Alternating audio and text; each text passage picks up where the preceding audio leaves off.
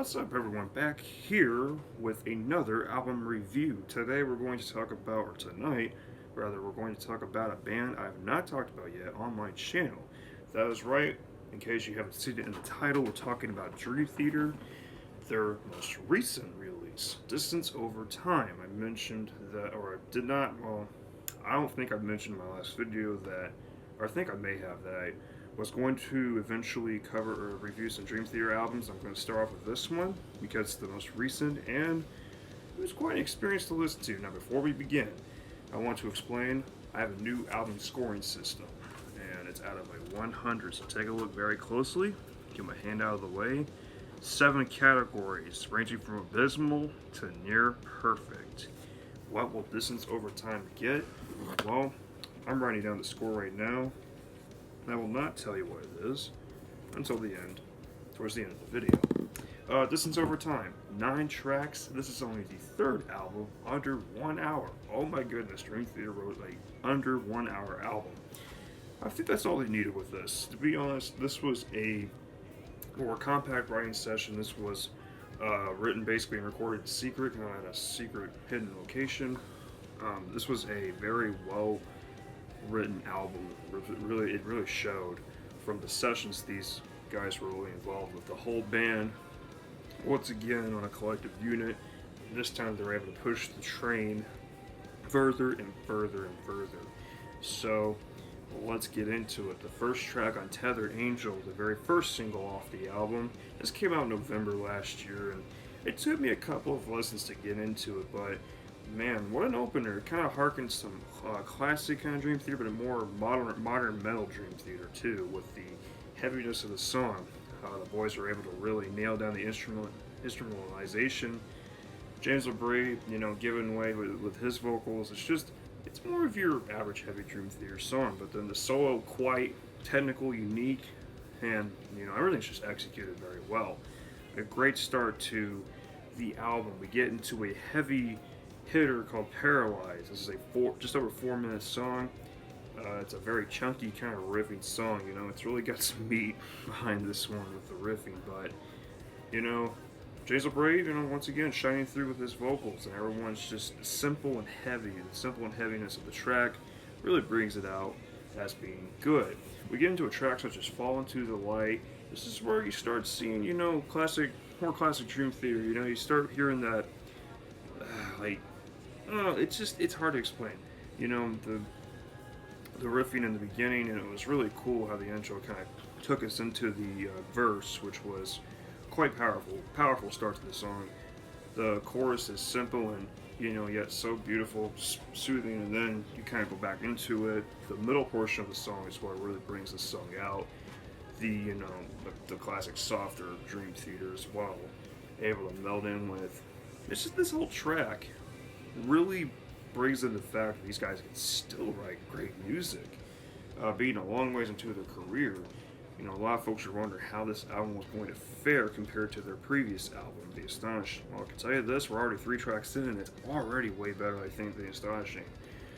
And another time when we talk about The Astonishing, we'll talk about why I don't like that album so much. I'm just going to spoil it right now. I don't really like it. It's probably my least favorite Dream Theater album, but this is already getting so well into it that, hey, it's really cool to see Dream Theater really getting the money's worth with this song. I love it. We get into a track like Barstool Warrior, a powerful, the notes, the architecture of the beginning is just really cool. I really love it. It's super cool, and then it gets into the slows down just a little bit and gets into the verse and chorus.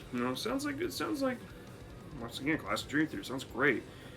James LaBrie sounds great once again on this song. You notice a lot that James LaBrie is really sounding better. This is already his best vocal performance in several albums, in my opinion. He's sounding very strong. Everyone's sounding strong. Mike Mangini playing well. People still saying that Mike Portnoy is better. We get it. We wish Mike Portnoy was in the band, but damn, get over it, people. Seriously, come on. Mike Mangini is good. Trust me. You just gotta listen to it. People just don't give it a try. That's the problem. And that's a huge problem with today's. Everyone just doesn't give it a worth, which is the problem. That's why they say don't like it, which is bogus. But we get into a track such as Route 137. This is the first song that has a lyric credit to Mike Mangini. Simple yet interesting lyrics. A more somber song. I think this is the song that kind of is more of a transition into the second half of the album. We're already 5 tracks in. This is the 5th track. We're halfway through. I feel like this is the. If I were to rank the tracks in order, this would be towards the bottom, but it's not like it's a bad track. It's your simple, heavy Dream Theater. The breakdowns where the song kind of gets really good. The song gets really interesting because you have that kind of bluesy kind of part for a second there. Trust me, you'll hear it. Like, it's just really cool. It kind of sounds like I'm almost listening to Stevie Ray Vaughan. I can't believe I'm saying it, but I'm thinking, wow, damn, that really sounds good. They're kind of able to kind of throw in another kind of little genre in there of just like a bluesy kind of effect, which is really damn cool. We're already, like 5 tracks into the album, and I'm already seriously enjoying it so much. I'm thinking, man, this could end up being one of my favorite Dream Theater albums. We get to S2N, Jesus, the low blows. In your face, you got some, oh man, I don't know what to say. It sounds like it's Just Let Me Breathe, the rhythm to that, along with being a more modern Just Let Me Breathe section. It's really like the part that's like the verse where it's like, I don't know how to explain it. S2N's a powerful song. It's a powerful song, really gets to the point, doesn't screw around. James LaBrie's really strong on this song. He pushes it out. It's not like he's forcing it. He's just letting it out. The whole band's letting it out. The chorus is freaking beautiful. It's kind of like the whole picture's tilting sideways and you're kind of going upside down. This whole song is kind of like you're going 360 after 360, which is amazing. The visualizations it gives. And around the 4-minute mark. Wow. Owen Wilson, y'all know what I'm talking about. Yeah, that was a bit of a surprise hearing that, but no, this song's great. And then the ending's kind of like a dark eternal night. Into the song breakdown, which is freaking awesome. So there's a lot of different times and time periods of Dream Theater thrown into the song. We get into the last third of the album. This is where things really get explosive, in my opinion. At Wits End, the longest song on the album, it's 9 minutes and 21 seconds. This is where Dream Theater really unloads. In the beginning, it's like a fast-paced, like, it feels like you're in early 2000s Dream Theater, and it just launches into it's kind of like a anticipation, It kind of feels like it's an anticipation mode. You're kind of just on edge. One of those feelings. The chorus, simple and beautiful. And then, Wits End, like the halfway, after the breakdown, which sounds freaking awesome, the technicality of it really kind of just gets you really into it. The second half of the song is like soft, and then it kind of fades out around the 6.5, 7 minute mark, and it comes back for the last 30 seconds. Quite interesting. I really thought that was a little strange at first, but I'm like, it's quite interesting. We're gonna talk about why Out of Reach is is really a great transitional track into the final track, which we'll get to in a minute. But Out of Reach is your typical Dream Theater soft ballad song. Really a gentle ride into what's the final song, Pale Blue Dot. Out of Reach, there's not much to say other than that. It's a good song. It's a good mellow song. It's one I think a lot of true fans would like. It's really calm. It's kind of the calm before the storm, which is Pale Blue Dot. Pale Blue Dot is probably one of the best final songs I think I've heard right now. One of the best album finales I've heard. We're just gonna straight up go to it. The different time signatures you hear within the 1 minute mark, or the time signature you hear, it's like really catchy and just you really anticipate it. Once it gets into that pre-verse breakdown, I'm just like, all go. I've done ran into this song several times in my runs. It's just a great last song to listen to. You're kind of feeling like you're in a space war. I don't know. There was something about Pale Blue Dot that jumps my buttons a hell of a lot. This is a fantastic ending to this phenomenal album. I'm just going to straight up say this album is amazing. A lot of elements being thrown around. Pale Blue Dot kind of makes the amalgamation of a lot, I just don't know what to say. from about the 4.5 minute mark to 6:20 or so is like a climatic part, a very climatic breakdown. It's just so freaking cool. The ending kind of lays you back down. This song really just does it for me. So, with this new album ranking system I have, what does this fall under? Since I'm praising it so much, a lot of Dream Theater really returned to form. I think with this album, this is almost like a Dream Theater meets old Dream Theater at about every corner of their career. We're talking from the mid '90s to late '90s to 2000s to early 2010s.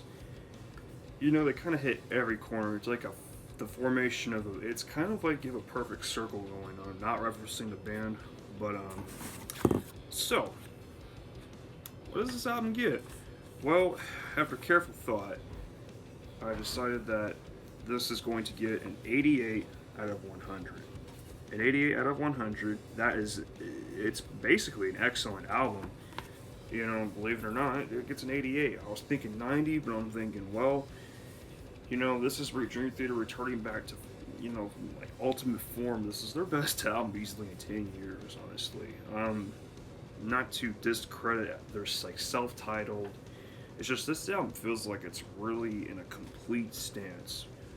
The only track that kind of pushes things a little bit to one other side is Room 137. That's about the only thing that really kind of puts this album a little bit to the other side, but not a bad way, really. This album really showcased Dream Theater could still put out a great album. They don't need to have like 2 hours to do it. They just did it in like 57 minutes. 57 minutes is a great amount of time for this album. Couldn't have been any better, to be honest. But yes, this album gets an 88 out of 100, the first score of this new system. This will be used more often. One more announcement before I take off. I will be reviewing at least several more albums later in the next couple of months. We have new releases coming up. Slipknot, We Are Not Your Kind on August 9th. Killswitch Engage with The Atonement on August 16th. We have Korn with The Nothing on September 13th.